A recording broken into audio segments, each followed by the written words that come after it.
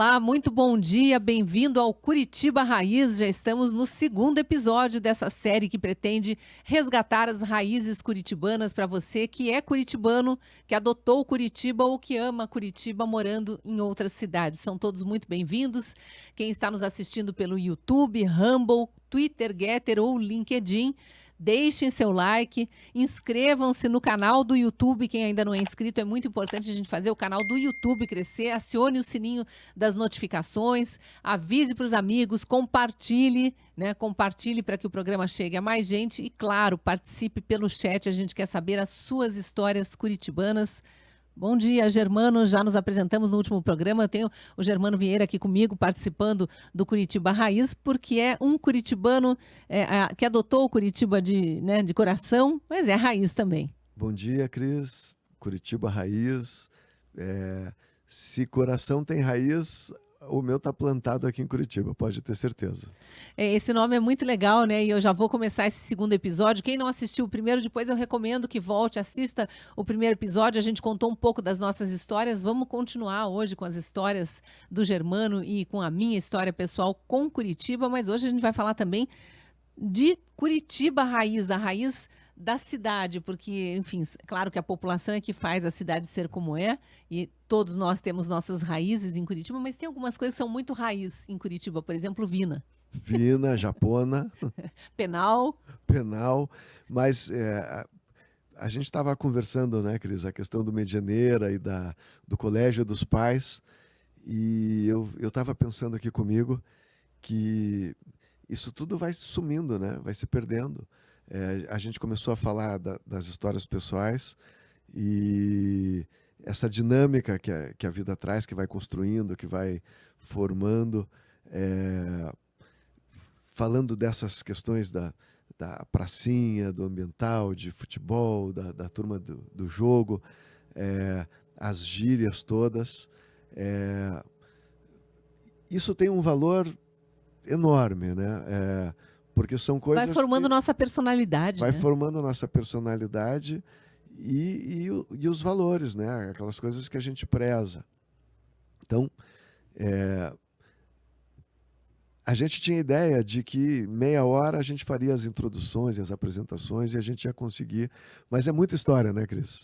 É muita história. No programa 1, eu instiguei o Germano a contar para os nossos espectadores quem é Germano Vieira, porque ele é descendente da família que fundou nada mais, nada menos do que o Banco Bamerindos. Quem está na cidade há algumas décadas sabe muito bem a ligação do Banco Bamerindos com Curitiba. E a gente vai fazer um programa só sobre o Palácio Avenida e o Natal do Palácio Avenida, que era a sede do banco, depois virou a sede do HSBC, inclusive para o Brasil inteiro, né? Sim. Porque é um prédio histórico aqui de Curitiba, como era a sede do banco que foi comprado pelo HSBC, continuou sendo aqui em Curitiba a sede. E depois o Bradesco, não mais como sede, mas manteve ali o Palácio Avenida, né? E continua Sim. sendo uma Um agência prédio importante para o histórico. banco. Sim. Mas o Germano é descendente da família Vieira, que fundou o Bamerindos e fez essa história toda muito interligada à raiz curitibana, mas tem suas raízes. Aí você contou do teu histórico como estudante, aluno do Colégio Medianeira, Sim. aqui no Prado Velho, pertinho da PUC,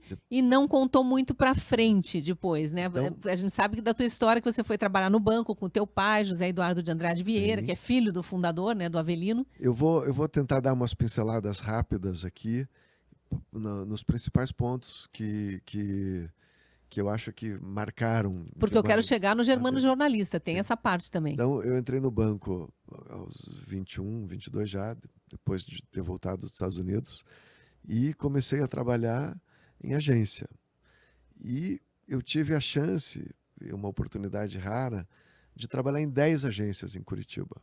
Então, eu comecei no Alto da 15, eu fui para o Portão, fui para João Bétega, fui para SIC, fui para Brasília e Tiberê, trabalhei na Comendador Araújo, agência Bacaxiri, e essa experiência de bancário em cada uma dessas regiões que são... E bancário tem muito contato com o público, com Mas o povo. totalmente, né? Ouve Então, as histórias. desde uma agência tradicional como a agência Bacaxiri, que era uma referência dentro do bairro, com a história do coletão, as agências de carro, as autopeças que tinham lá, todo esse comércio, até inaugurar a agência João Bétega, que era uma agência nova. Eu, como uma experiência profissional João Bétega ali no Portão ou já lá para a cidade industrial? lá na cidade industrial.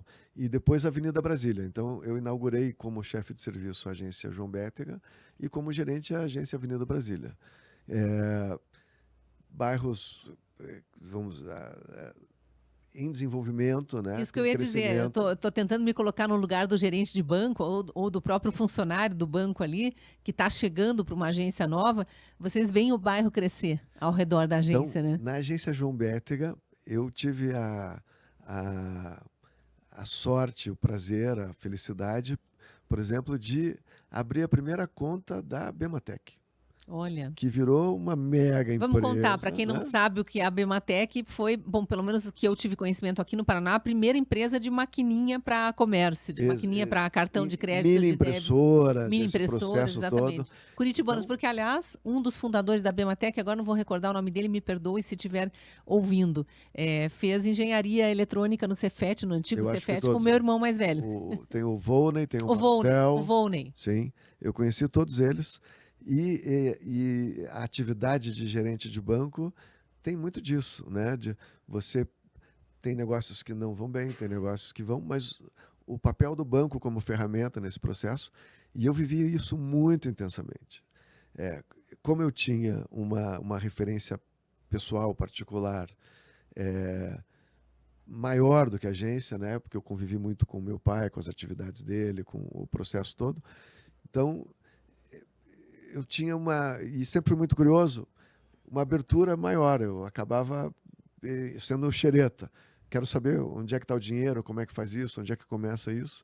E tem muitas histórias boas do banco e de negócios para a gente contar, que vão Nesse formando. aspecto, você está falando, eu estou pensando nos taxistas, né? Taxista sempre tem muita história, Nossa, porque taxista houve é o muita termômetro história. da É o cidade, né? termômetro da cidade. E eu faço Sim, sempre fiz uma analogia com o repórter de TV, que foi a carreira que eu vivi ao longo de maior parte da minha vida, né? 26 anos.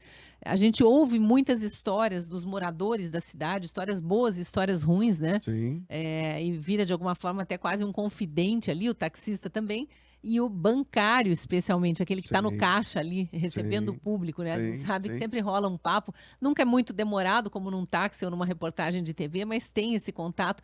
E isso vai te ligando à história da cidade, porque você sem vai vendo dúvida. como as pessoas vivem, o que elas enfrentam, né, os desafios. Os clientes que faziam questão de ir no banco e conferir o saldo e pagar as contas e conversar com o gerente, saber como é que estava, se tinha movimento. Então, essa vivência de bancário, para mim, foi muito rica. E te ajudou como jornalista depois? Porque a gente quer saber o Germano jornalista. Muito, porque o lado humano, o lado de você saber que nem tudo aquilo que está aparecendo é, de fato, o real, né? Que tudo tem uma motivação. Então, quando um negócio está indo bem, quando um negócio está indo mal, o gerente é um pesquisador, um investigador. Onde é que está o dinheiro que essa pessoa está ganhando? Como é que ela está ganhando? Onde é que ela está guardando?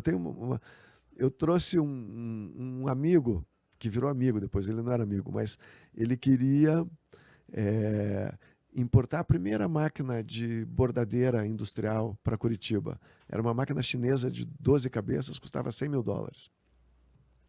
E ele me procurou, eu conheci a empresa dele, o negócio dele, a gente conseguiu fazer um financiamento, na época que era uma 63, que era um financiamento em dólar, e você custava mais baixo, porque a variação do dólar era baixa. E ele trouxe a máquina e começou a operar, e eu volta e meia visitava ele para saber como é que estava indo a coisa. E ele, pura feliz, trabalhava de tarde, de noite, e aquele movimento, eu ia lá, e aí eu chegava no banco, olhava a conta dele e nada de saldo.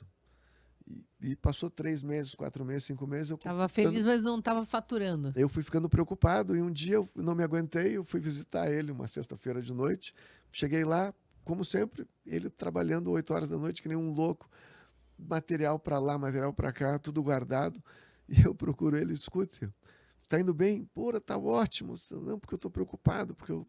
Não, pode ficar tranquilo. Como é que eu vou ficar tranquilo, né? Onde é que está o dinheiro? Né? Daqui 5 meses, 6 meses, a gente tem que pagar aquela conta. Ah, eu estou guardando tudo aqui no cofre. tudo em dólar. Eu compro o dólar e estou guardando aqui. Eu quase caí de costas, né? Você tá maluco? Põe o dinheiro no banco, aplica esse dinheiro. Que época que foi isso? Porque estou pensando que na época da inflação 90, absurda. Não, já é 90, 91. A gente viveu no Brasil, né? Os mais novinhos não têm ideia do que foram aqueles anos e anos e anos de inflação. Então, 1000%, 10.000%. Na época do Plano Collor, eu trabalhava na agência João Negrão.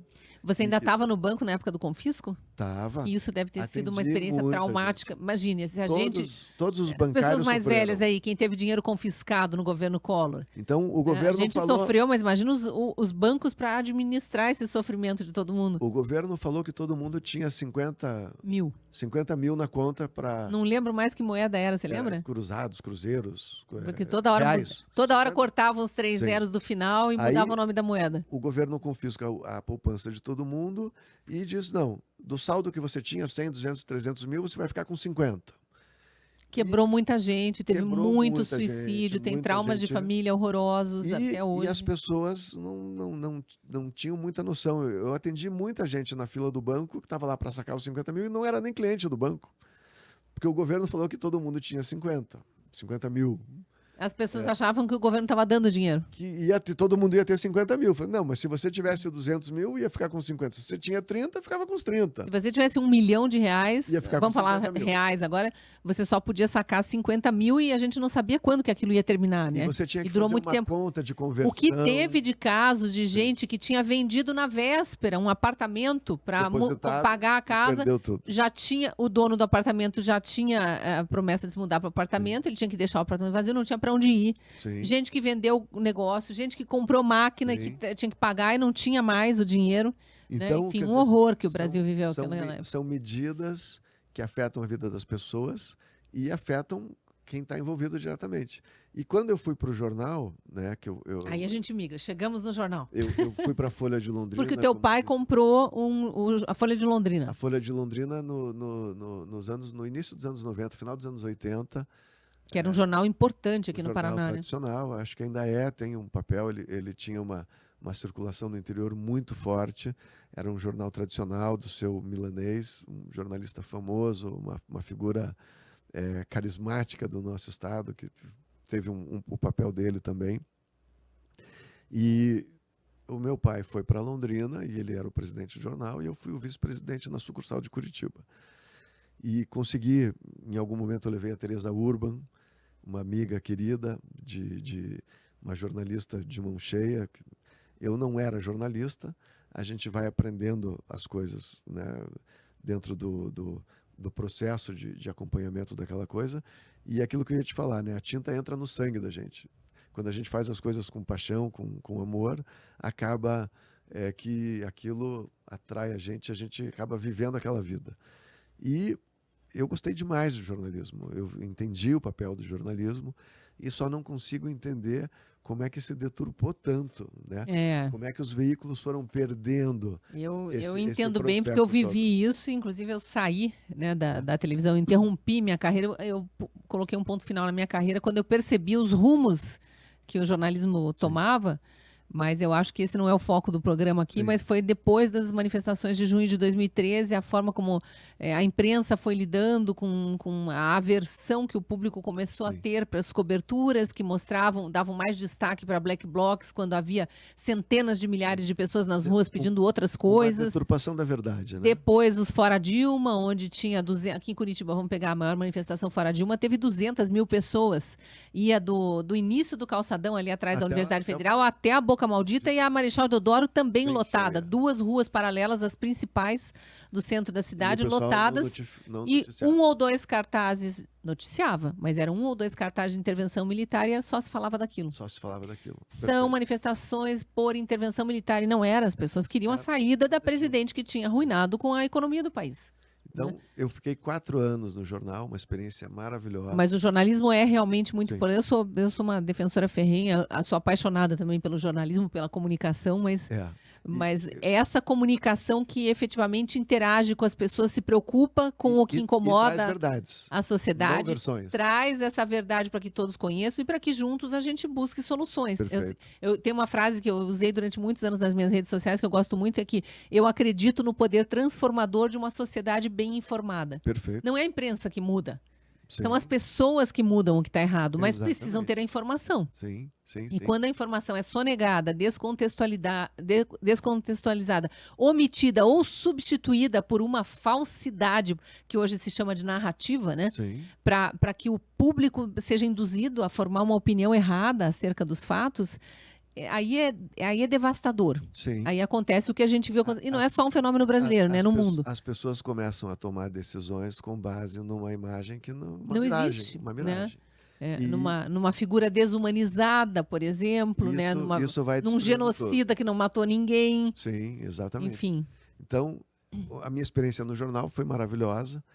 Eu acabei saindo do jornal porque eu não queria me mudar de Curitiba, eu queria ficar aqui. E acabei indo fazer outras coisas. Mas acho que a minha experiência de lidar com o público na questão bancária, de pesquisar a questão dos valores reais, né? O dinheiro, o negócio em si, se ele é lucrativo, se ele é uma miragem, se o investimento faz sentido. Isso me ajudou também no jornalismo, porque a informação acaba sendo um ativo.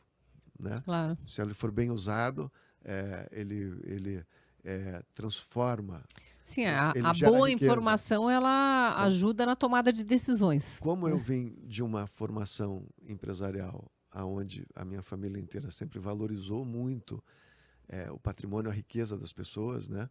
Você tem um bem, aquilo para nós tinha um valor. Você tem que cuidar desse bem, você tem que fazer a manutenção, você tem que protegê-lo. E quando o Bamerindos ajudou muitas empresas no Paraná, as cooperativas, sempre foi um parceiro, porque o dinheiro sempre foi uma ferramenta, nunca foi um objetivo. Uhum. Né? Você pode ter uma ferramenta grande, uma ferramenta pequena, uma colherzinha pode ser uma ferramenta. E esse meu avô muito para trás, né? Esse meu antepassado, que foi o primeiro alemão de Curitiba, que eu contei, que veio de Rio Negro, contei um pouquinho dessa história no primeiro programa. Quem não assistiu, depois vê lá. Ele veio com a noiva para se casar em Curitiba, saem de Rio Negro, famílias muito simples. Eles trouxeram, conta a história da família, eles trouxeram uma colher de pau e uma bacia. Era um patrimônio que eles tinham e vieram para cá para... Era uma ferramenta. Sim. E ele construiu aqui uma fábrica de ferramentas Miller, que veio a se tornar depois o Shopping Miller. Recebeu, inclusive, a visita do Dom Pedro, que eu já separei. Vamos fazer um programa sobre a visita do Dom Pedro II a Curitiba. Mas ele encontrou-se, tem registro aqui, com o Miller da fábrica, querendo saber como que ele fez o patrimônio que ele fez, como Sim. ele conseguiu prosperar tanto, porque ele veio para Curitiba, o Dom Pedro, já dando um spoiler, para ver como os imigrantes que tinham sido convidados pelo Império, né, pela coroa para vir para o Brasil, como que os imigrantes estavam sendo tratados aqui. Sim. E entre os imigrantes tinham os alemães. Enfim, e ele responde ao Dom Pedro, a minha ferramenta está aqui, né? E ele mostra uma das ferramentas que ele tinha, que foi onde tudo começou. Que sensacional. E eu acho que, vamos falar de nós dois, né? Trabalho sempre foi uma ferramenta de desenvolvimento e crescimento. Eu acredito demais nisso. Sim. Então, tanto no banco quanto no jornalismo, depois a questão ambiental sempre foi muito forte comigo, porque o banco tinha muitas propriedades, muitas áreas no norte do Brasil. Então, Roraima, Marabá, Bahia, Foz do Iguaçu, com a fazenda Metacoré. O meu avô era proprietário de uma fazenda em Joaquim Távora, muito bonita, a Fazenda Capela. E eu fui criado no ambiente rural, no ambiente agrícola rural, com muito mato. Sempre adorei o mato, a família sempre preservou a natureza. Você veio com que idade para Curitiba, Germano? 5 anos. Com 5 anos. Então, o Germano, e quem é da nossa geração aqui e que está em Curitiba desde criança, vai lembrar Curitiba na nossa infância. Isso eu estou falando de 50 anos atrás. Ela ainda era muito rural no entorno. Sim, A gente sim, não sim. tinha essa confusão, a gente não vê o limite da cidade com a cidade vizinha. A gente tinha espaços vazios, terrenos baldios, Muita então a gente chácara. viajava para chegar em Colombo. A gente viajava, não, o São aeroporto José dos Pinhais. era gigante a Sim, distância, assim, o sim. aeroporto era muito longe. Hoje em dia está praticamente engolido pela cidade. São Cidade. José, Curitiba, Curitiba é São José, ninguém sabe Sim, muito bem, fora aquela coroa que colocaram ali sim, no sim. limite da cidade, ninguém sabe muito bem onde termina uma, começa a outra, e assim também para os outros limites, né? Se você vai para o Pinheirinho, Tatuquara, ali a região sul, com Fazenda Rio Grande, com Araucária, Sim. a cidade industrial, né, que nasceu nos anos 80, 80, também vai como ser já. tema de um programa aqui, porque merece, foi o primeiro conjunto habitacional do país, foi Sim, a cidade industrial, quando o Bamerinos levou a agência para lá, que você estava contando, né? Mas então, na nossa infância tinha uma Curitiba rural ainda, e muito. ainda muito interligada com aqueles imigrantes que vieram, por exemplo, Umbará. Eu, como repórter de Barato. televisão, cheguei a entrevistar famílias que estão na mesma propriedade há 4 gerações, e os trinetos ou tataranetos ainda sabem as histórias da família, quando eles tiravam o leite da vaca às 4 da manhã, colocavam na carroça, em E garrafas de vidro, e saíam de carroça para ir entregar, até Santa Felicidade. entregar o leite. Era um dia inteiro de viagem para Sim, entregar o leite, claro, no caminho, ao longo de várias outras chacrinhas. Então, tem uma Curitiba rural que talvez quem é mais novo na cidade não conheça, né? sim, sim, com certeza. E o pessoal, quando chega hoje, já pega tudo mais ou menos pronto, feito, desenvolvido, um E mix, sai reclamando. e sai reclamando. Se não reclamar, não é curitibano, né? A gente pode, O né? curitibano é exigente. A gente vai fazer um programa, trazer. Esse programa aqui também vai ter episódios com entrevistas. Claro que a gente quer ouvir historiadores, arquitetos, os planejadores, né, da parte urbana da cidade. Mas a gente precisa entender também com antropólogos, com sociólogos, essas características que são tão nossas, né? Sim, Ah, porque o sim, curitibano é fechado, porque o curitibano é exigente. Que bom que nós somos assim, né? Somos a cidade modelo também por isso, porque nós exigimos que as coisas funcionem e respeitamos, porque a gente sim, sabe o valor, né, disso. sim, sim, sim. E eu acho que Curitiba tem um papel fundamental no sentido de ser um exemplo de debate, de conversa, de preservação, né? Vamos dizer, a cidade é muito arborizada, é muito bonita. É, a sociedade gosta dos parques, das praças, Cuida cuida, né? O Jaime Lerner teve um papel enorme nisso, sim. em preparar essas áreas e Sim. apresentar elas para a cidade de Eu uma acompanhei forma. já como jornalista os governos dele dos anos 90 ali, porque ele tinha sido prefeito antes, na década de Sim, 70, quando ele criou o primeiro calçadão do país, que o nosso, sim, aqui da Rua 15, 15, é o primeiro calçadão. Olha quantos tem no Brasil hoje em dia, né? sim, Praticamente toda cidade, mesmo cidade pequena, tem o seu calçadão de pedestres, e é muito curiosa a história. Mas depois, nos anos 90, ele cria os parques. Já tinha passeio público, que foi o primeiro, sim, já tinha alguns parques na cidade, mas ele cria, e é um conceito que realmente disseminou para o mundo. sim, sim, sim, Porque você não só proporciona áreas de lazer e de contato com a natureza, né? Que essa parte do meio sim, ambiente, Curitiba ficou conhecida como uma cidade verde, e de preservação, cidade sustentável e tudo mais, a partir dos parques. Mas eles têm um outro propósito, que é contenção de águas das chuvas. Os também, nossos sim, lagos dos parques sim, são os grandes piscinões que São Paulo fez subterrâneos, subterrâneo, e sim. que lá não dão conta, até porque não tem toda a vazão que precisa, que os parques têm, né? Então, eu vou contar um pouquinho da minha parte ambientalista, né? Porque no banco eu tive contato com o Brasil inteiro, a Amazônia, eu conheci o Cerrado, o Norte, o Nordeste todo, aqui no Sul. E nos anos 90 eu acabei me aproximando de uma ONG paranaense curitibana que é muito especial, que é a SPVS, Uhum. Sociedade de Pesquisa da Vida Selvagem, que tem o Clóvis Borges lá, que me abriu o horizonte para uma nova visão, né, da Foi área ambiental. uma parte aqui. Foi a SPVS que lançou a campanha do Salve os Lobos Guará? Porque eu lembro que essa campanha foi muito forte nos anos 90 aqui em A gente Curitiba. tinha os papagaios da cara roxa. Papagaio da Carrara Roxa. Tem essas duas espécies. Eu acho que é Sim. outra ONG que está do Lobo Guará, mas que A, prim- fomentou isso na sociedade a curitibana também, primeira né? campanha marcante da SPVS foi o papagaio da cara roxa, que eles habitam uma ilha específica no nosso litoral. em Antonina e Morretes, na Bahia. E com essa questão da globalização, uma ONG americana chamada The Nature Conservancy, que é uma ONG, no meu entender, muito séria, muito objetiva, eles definiram um conceito muito interessante, né? Eles preservam áreas. E eles têm aquela ideia americana de, se você acha importante, você põe o teu dinheiro lá. Uhum. E eles são um dos maiores proprietários de áreas americanas, de parques e regiões e mesmo fazendas, porque eles querem preservar tanto a paisagem quanto a natureza. Então, eles têm os capítulos, é uma ONG bem formada, eles reúnem pessoas que acham que tem valor você comprar terras e manter. Eles chegaram à conclusão, nos anos 90, que não adiantava eles preservarem os Estados Unidos inteiros se o resto do mundo estava se acabando.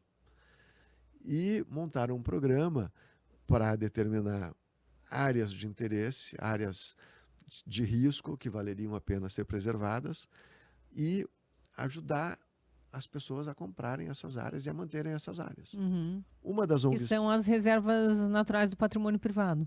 Exatamente. Só que os americanos fizeram um levantamento, fizeram um programa para levantar 4 bilhões de dólares e comprar áreas que eles achavam que mereciam ser preservadas. E as pessoas podem achar esquisito ou não, mas isso prova o interesse legítimo deles, né? Então eles falaram, a Mata Atlântica é uma área que está em perigo. E você sabe que a nossa do Paraná é a mais preservada do país, né? Sei, Com com todos os problemas que temos. Eles identificaram isso, identificaram a SPVS, que fazia um trabalho fantástico lá, e resolveram apresentar uma proposta para a SPVS, de a gente identificar áreas na Mata Atlântica que precisavam ser preservadas, que mereciam ser preservadas, ou que estavam degradadas, e eles doaram o dinheiro para a SPVS comprou essas áreas, em nome da SPVS, que é uma entidade local, e montaram um plano de preservação de 40 Morretes, anos. Antonina. Eles compraram 3 áreas e tem 20 mil hectares, que eram pastagens abandonadas de búfalos que não deram certo. Sim, porque Morretes já foi, né, um grande polo de criação de búfalos. E para eles complementarem isso, eles queriam que a SPVS tivesse mais governança, que convidasse pessoas da sociedade, que fossem de fora da ONG, do movimento ambientalista, para serem fiscais ou agentes de ligação com a sociedade civil.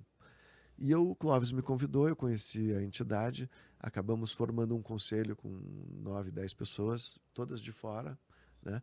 Tem o Jean Guimarães, a Tereza Urban, o André Bittencourt, que era da Universidade Federal. A gente formou um grupo e viramos conselheiros da SPVS, começamos a participar ativamente, ajudar, que foi a ação que me introduziu dentro do movimento ambientalista, que eu fiquei apaixonado. A natureza é uma linha de conduta que nós temos que aprender. E aí você não tinha outro lugar para morar mesmo que não fosse Curitiba, né? Pensando aqui pelo menos no sul, no sudeste do país, claro que poderia estar na Amazônia, poderia estar num lugar mais de floresta, mas Curitiba tem muita área verde, né? É uma das qualidades de Curitiba que muito nos orgulham. Eu virei um ambientalista nesse ano e nunca mais deixei de ser.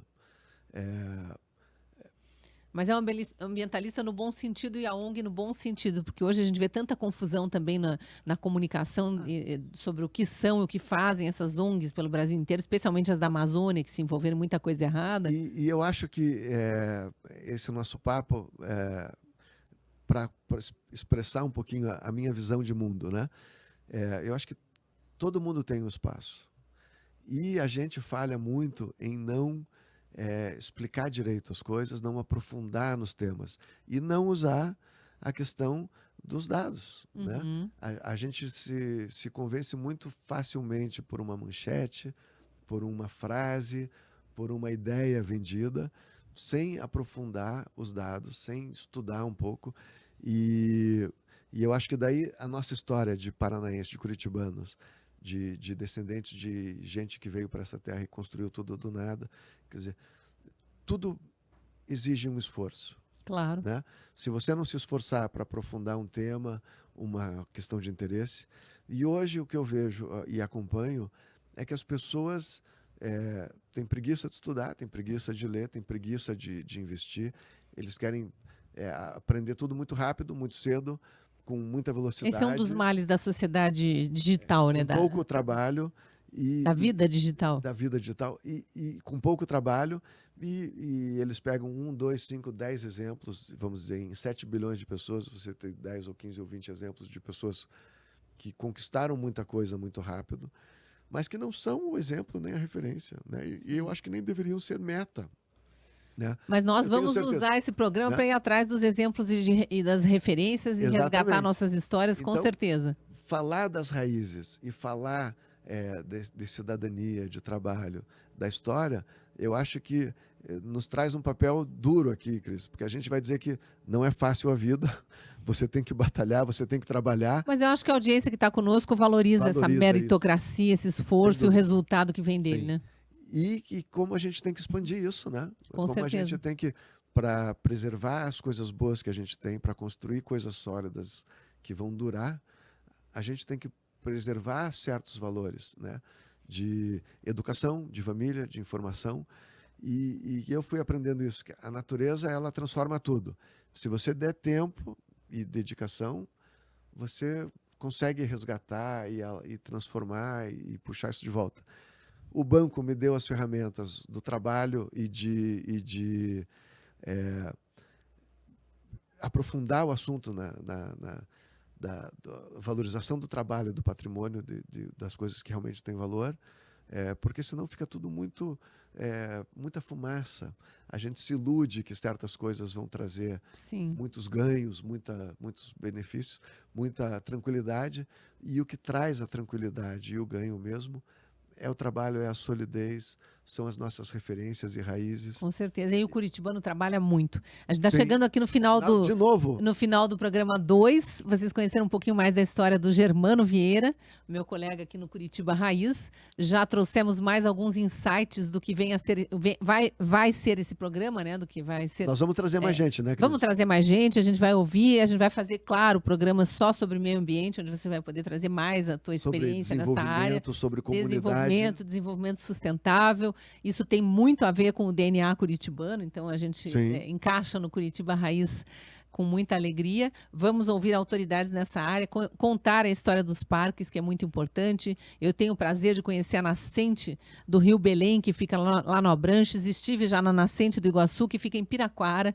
num parque que é aberto ao público, mas precisa agendar a visita, é só nos fins de semana, mas é muito legal. E quando a gente vê a nascente, que é um olhinho d'água, e pensa que aquilo vira um rio que abastece uma cidade inteira, um Paraná inteiro, como é o caso do Iguaçu. E dá energia para o Brasil inteiro. Energia para o Brasil inteiro. Tem muitos programas aqui para a gente avançar.